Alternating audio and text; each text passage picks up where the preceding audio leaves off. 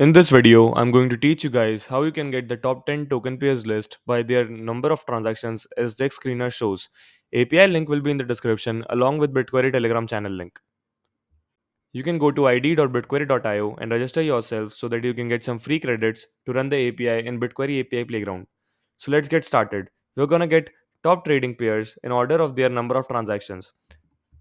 Make sure this is API v2, select EVM, then dataset combined, and then network ETH. Select DEX trades by tokens, limit count as 10, and then in where condition we'll put a filter. So you'll need to put in the UTC time here. So it's 8:54 right now. So I'll put in 8:54.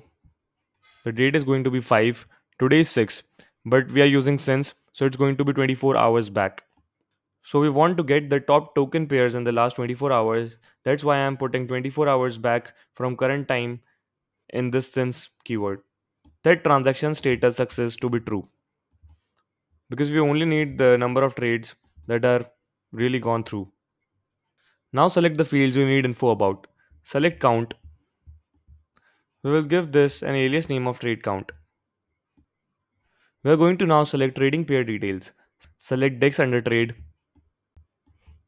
and then select smart contract, then protocol name, protocol family, then pair address using smart contract. And now we will select the currency details of both the tokens involved in trading pair.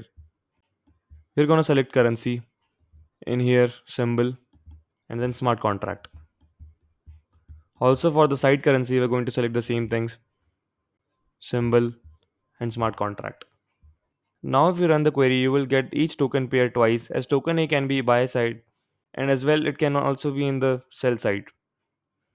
So we use limit buy here. So we will get only one response for each pair smart contract. Now we'll need to do one more thing. We'll need to order the response in descending order using order by.